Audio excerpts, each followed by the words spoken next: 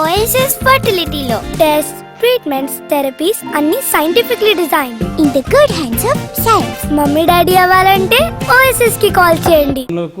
నేను తప్పు పట్టడం లేదు. మీరు సంస్కరణలు తీసుకొచ్చారు.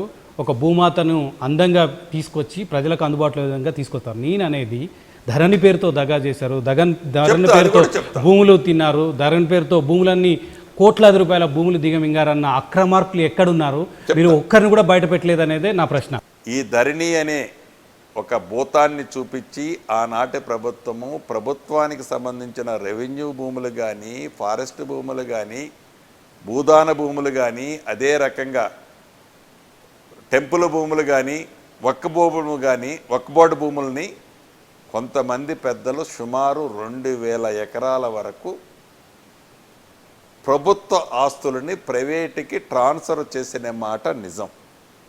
వీటిని ఒకేసారి మేము ఓపెన్ చేస్తే ఇబ్బంది అవుతుంది. వాటిని ప్రొబిటెడ్ లిస్టులో పెట్టి ఫర్దర్ ట్రాన్సాక్షన్ జరగకుండా హోల్డ్ చేశాం. ప్రొబిటెడ్లో పెట్టిన ఆస్తులతో పాటు మేము ఐడెంటిఫై చేసిన ఇంకా పెద్ద మొత్తంలో ఆస్తులని ఇదే మీడియా ద్వారా తప్పకుండా తెలంగాణ రాష్ట్ర ప్రజల ముందు పెడతాం. ఆ ఆస్తులు ప్రభుత్వం తీసుకుంటుంది. పేదవాళ్ళకి ఆ ఆస్తుల మీద హక్కులు కల్పిస్తారు. సీరియస్ అలిగేషన్ విపక్షాల నుంచి ప్రధానంగా ధరణి పేరుతో, మార్పుల పేరుతో యనుమల రేవంత్ రెడ్డి బ్రదర్స్, పొంగులేటి శ్రీనివాసరెడ్డి గారు మాత్రమే అది ఓపెన్ చేసి మార్పులు చేర్పులు చేసుకుంటున్నారు. ఆ భూములకు మాత్రమే క్లియరెన్స్ ఇస్తున్నారనే ఆరోపణలకు మీరు సూటిగా ఏం సమాధానం చెప్తారు? మీరే అన్నారు ఆరోపణ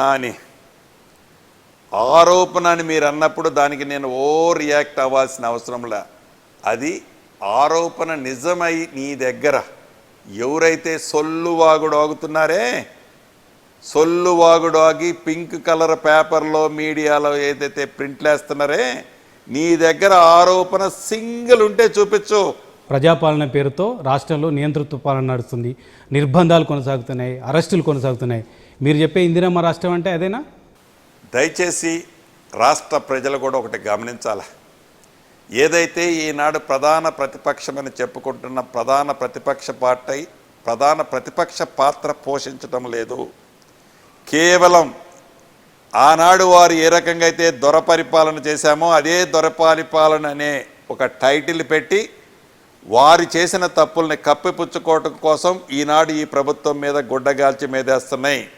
ఉదాహరణకి మొన్న గౌరవ ముఖ్యమంత్రి రేవంత్ రెడ్డి గారి కాన్స్టిట్యున్సీలో ల్యాండ్ ఎక్విజిషన్కి పోతే నిజంగా ఆ నిరుపేదలకి, ఆ అమాయక రైతులకి ఏమీ తెలియదు.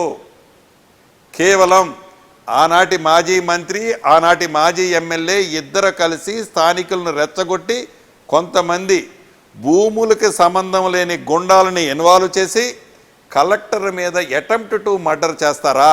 ప్రతిపక్ష పాత్ర అంటే ఐఏఎస్ని, ఐపీఎస్ని భయపెట్టి చంపాలి అని కుట్రా పనితే ఆటోమేటిక్గా ప్రభుత్వం పోతే నువ్వు కూర్చోవాలని తాపత్రయపడుతున్నావా?